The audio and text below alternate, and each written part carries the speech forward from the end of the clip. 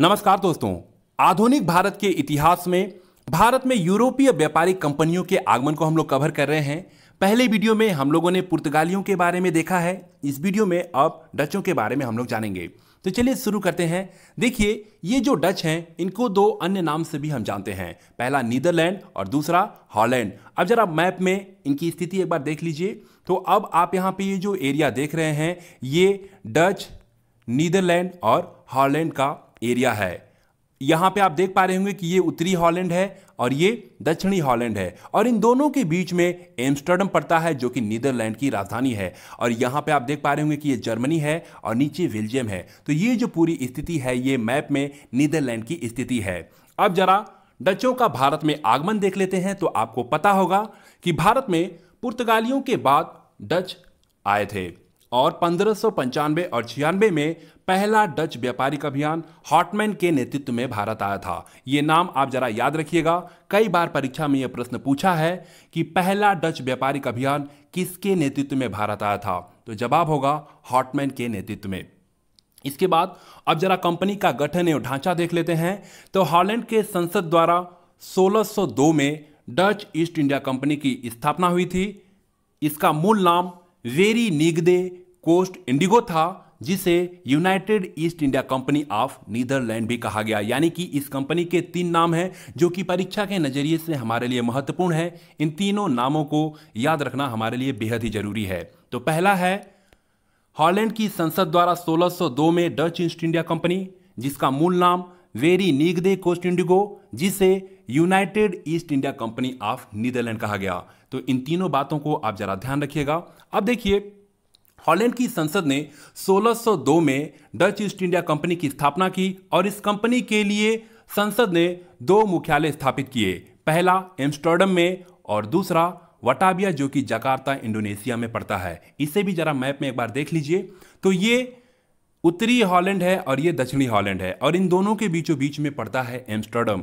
यानी कि कंपनी का जो पहला मुख्यालय था वे एम्स्टर्डम था और दूसरा जो मुख्यालय था वे था वटाविया जो कि जकार्ता इंडोनेशिया में पड़ता था। इसके बाद आप देखेंगे कि ये जो डच कंपनी थी यह एक ज्वाइंट कंपनी थी जिसे एक निदेशक मंडल द्वारा चलाया जाता था, और इस निदेशक मंडल में कुल 17 व्यक्ति हुआ करते थे, जिसे 17 जेंटलमैन कहा जाता था, 17 जेंटलमैन कहा जाता था। कई बार यह भी प्रश्न पूछा है कि 17 जेंटलमैन किससे संबंधित है, तो यह डचों से संबंधित है। यह एक निदेशक मंडल था जिसमें 17 व्यक्ति हुआ करते थे और इन 17 व्यक्तियों को ही 17 जेंटलमैन कहा जाता था। इस बात को भी आप जरा ध्यान रखिएगा। अब देखिए, भारत में व्यापार स्वरूप में परिवर्तन देख लेते हैं। तो डच जो है प्रारंभ में किस व्यापार में थे और भारत के संदर्भ में उन लोगों ने कौन सा व्यापार परिवर्तित किया। तो देखिए, प्रारंभ में डच मूलतः मसालों के व्यापार में शामिल थे जो इनके प्रभाव क्षेत्र इंडोनेशिया से होता था। लेकिन अगर भारतीय संदर्भ में देखा जाए तो डच जो है वस्त्र व्यापार को इन्होंने महत्व दिया। अब इसके बाद भारत में डचों की फैक्ट्री देख लेते हैं।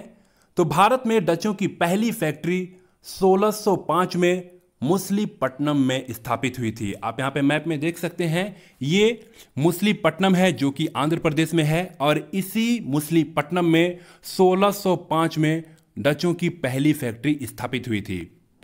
तथा गैल्ड्रिया दुर्ग जो कि पुलिकट में है, इस पुलिकट को अपना मुख्यालय बनाया था। और ये जो पुलिकट जो जगह है, ये जो गैल्ड्रिया जो दुर्ग है, यह स्थल चंद्रगिरी के राजा द्वारा दिया गया था डच कंपनी को।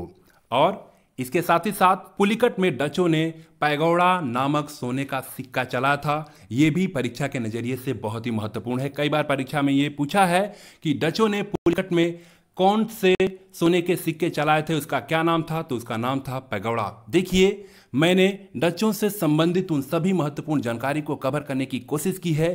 फिर चाहे वो परीक्षा पीसीएस का हो, फिर निचले स्तर का हो, कोई भी परीक्षा हो, इस वीडियो में मैंने वे सभी महत्वपूर्ण बिंदुओं को कवर करने की कोशिश की है, जिसे देखने के बाद आपको हर परीक्षा में यहां से फायदा होगा।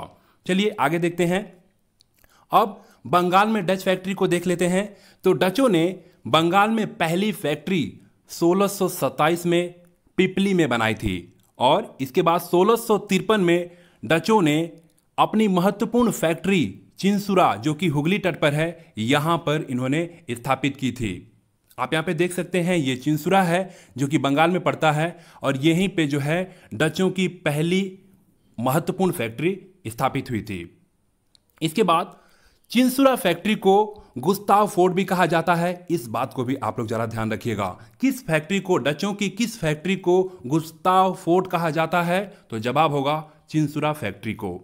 इसके बाद 1650 के दशक में ही डचों ने कासिम बाजार, पटना आदि क्षेत्रों में अपनी फैक्ट्रियां स्थापित की थी।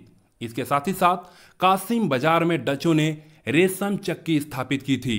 कई बार यह प्रश्न पूछा है कि डचों ने कहां पे रेशम चक्की स्थापित की थी? तो जवाब होगा कासिम बाजार। अब जरा औरंगजेब द्वारा डचों को जो व्यापारिक अधिकार दिया गया उसे देख लेते हैं। तो 1664 में औरंगजेब ने डचों को व्यापारिक अधिकार प्रदान किया, जिसमें 3.5% चुंगी कर पर डचों को बंगाल, बिहार और उड़ीसा में व्यापारिक अधिकार दिया गया। यानी कि आप देखेंगे कि औरंगजेब ने 3.5% चुंगी लेकर के और डच कंपनी को बंगाल, बिहार और उड़ीसा इतने बड़े क्षेत्र में व्यापार का अधिकार दिया था। इसके बाद 1690 में पुलिकट के स्थान पर नागपट्टनम को डचों का मुख्यालय बनाया गया, और जो कि पहले 1610 में मैंने आपको बताया अभी कि उस समय जो है पुलिकट जो है मुख्यालय हुआ करता था कंपनी का। इसके बाद डचों ने पश्चिमी तट की अपेक्षा पूर्वी तट पर अधिक ध्यान दिया। आप यहाँ पे देख सकते हैं कि ये जो है ये पूर्वी तट है और ये पश्चिमी तट है। पश्चिमी तट में आप देखेंगे कि सूरत और कोचिंग में ही जो है इनका मुख्यालय रहा, लेकिन आप पूर्वी तट में जब देख रहे होंगे तो यहाँ चिंसुरा, बालासोर, मुसलीपट्टनम, पुलिकट, यहाँ पे यानी कि पूर्वी तट पे जो है डचों ने ज़्यादा ध्यान दिया था। अब देख लेते हैं कि डचों का पतन कैसे हुआ। तो आप देखेंगे कि आगे चलकर जब डचों का प्रभाव विस्तार बढ़ता गया तब अंग्रेजी कंपनियों से इनका संघर्ष हुआ, और जब अंग्रेजों के साथ इनका संघर्ष हुआ तो इनके पास जनसंख्या भी कम थी और आप देखेंगे कि संसाधन भी इनके पास कम थे, जिसके कारण ये अंग्रेजों के सामने टिक नहीं पाए। इसके साथ ही साथ भारत की अपेक्षा दक्षिणी पूर्वी एशिया यानी कि इंडोनेशिया में जो है इनका अधिक ध्यान था।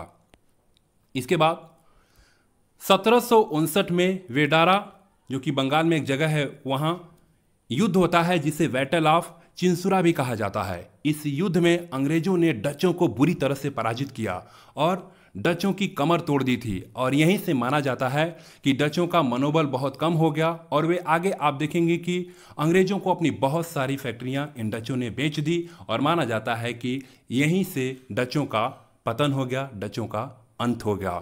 इस तरह से इस वीडियो में हम लोगों ने डचों को परीक्षा के नज़रिए से सभी महत्वपूर्ण बिंदुओं को कवर करने की कोशिश की है।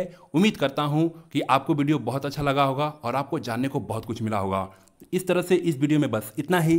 तब तक के लिए धन्यवाद। जय हिंद।